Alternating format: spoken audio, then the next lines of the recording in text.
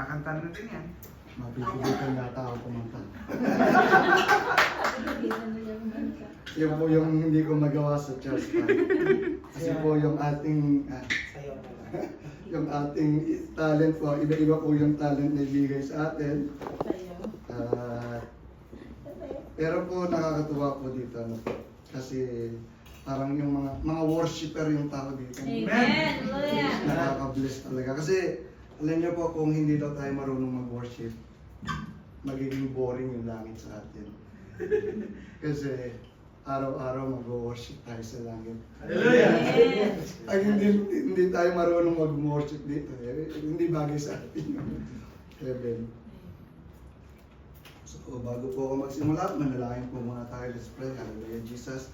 Panginoon, we are very thankful, O Lord, sa araw na ito. Salamat sa pagkakataon na bibigay mo sa amin, sa aking Panginoon, na tumayo at gamitin mo as a vessel of your message, as a channel of your blessing, O God. And we are very thankful, O God, na yung bawat isang narito, Panginoon, ay dinala mo dito na safe, at dalangin namin na mangusap ka sa bawat isa. Yes. Let your Holy Spirit be upon us, O God. Fill us with your Spirit, O Lord. And may we experience your presence today in this very room, O God. Yes. Dalangin namin na yung bawat isa ay maging receptive yung kanilang mga puso. Usap ka sa kanila individually, Panginoon. And we are praying na hindi kami aalis, lalabas ng bahay-sambahan na ito na hindi mo kami kinausap, na hindi mo kami pinagpala. Panginoon, maraming salamat po. We thank you, Lord. This we pray in Jesus' name. Amen. Amen. Tatanungin ko kung kumusta ang lahat, mukhang pinagpala naman ang lahat. Amen. Mukhang tinapos lang yung testimony dahil baka sumobra tayo sa ang pira. Di nakakatawa, panay may testimony ko, ang buti ng Panginoon. So, yung tatanungin ko kung kumusta na kayo, eh, mukhang hindi bagay yan. Mukhang mabuti ang Diyos. Amen. Pero ang tanongin niya, kasi kahit naman gano'n na lagi naman tayong may mga kahilingan sa Diyos. We have a lot of prayer requests sa ating Panginoon. Ano? Kahit kahit araw-araw meron tayong gustong mangyari sa buhay natin. Ano? Yun yung lagi nating ipinapanalangin sa Diyos. Especially yung buhay natin, ano? Gusto natin laging ma-upgrade. Hindi ba gusto ma-upgrade yung buhay? Yes. Di ba? Sabi nila, yung buhay natin, we need to upgrade every day. Kailangan na nagkakaroon ng continuous improvement. I remember that word kaizen. You know that word kaizen from Japan, Japanese word. Kaizen, that is the word for continuous improvement. Ano? Yung mga bagay na ginagawa mo, lagi mong titingnan na there is always a better way. Pagkatapos mong gawin yung isang bagay, iisipin mo, there is always a better way. Kaya nga tayo, kita mo, yung technology, ang bilis-bilis, ano? Dati, di ba, yung tao naglalakad lang, walang sasakyan. Ngayon, lahat yata ng klase ng transpo meron na.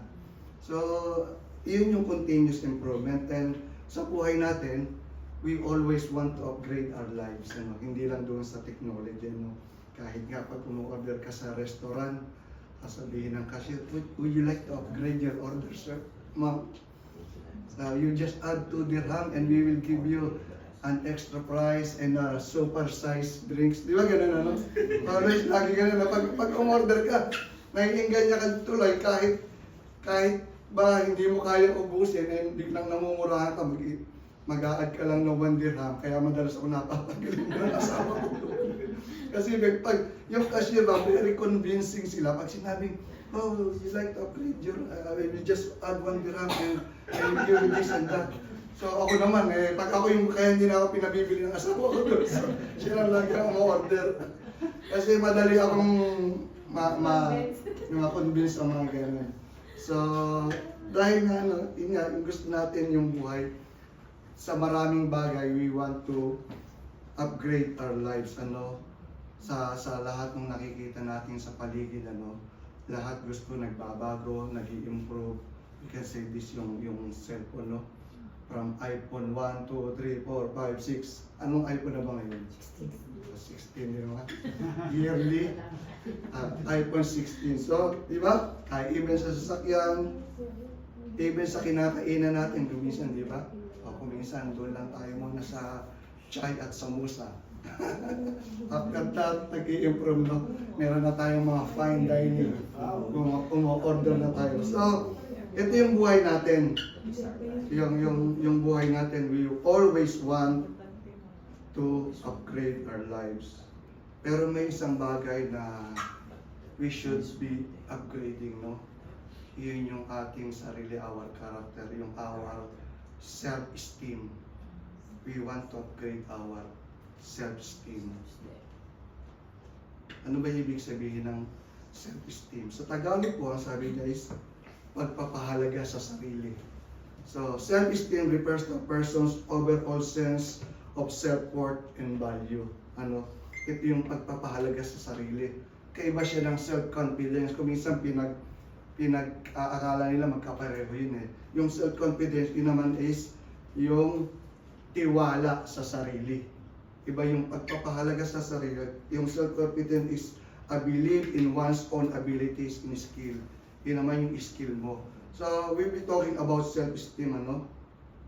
Yun yung kailangan natin kasi maraming beses nagkakaroon tayo ng yung bang mahiyain tayo, ayaw nating ibigay yung ating sarili kasi ang tingin natin sa sarili very low, no? Mababa tayo, ito lang yung trabaho ko, ito lang yung natapos ko, ito lang talaga yung kakayanan ko.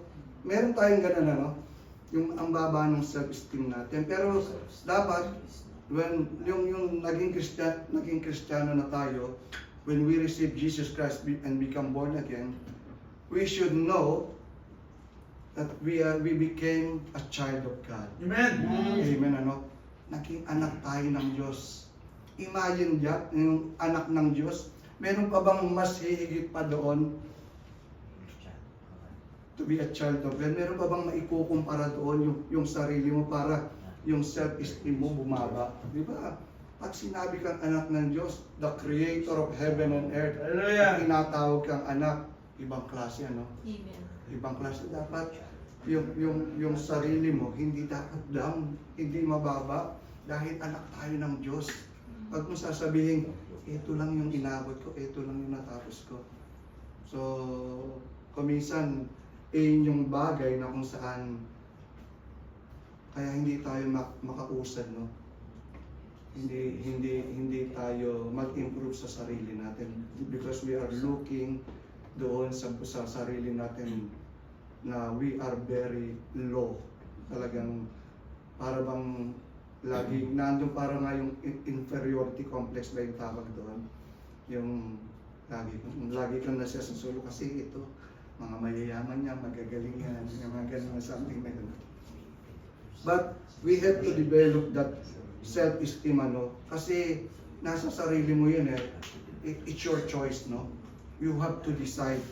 Kasi kuminsan akala natin, kasi sa tingin lang natin sa sarili natin yun na, but hindi naman natin alam kung yun yung iniisip ng ibang tao.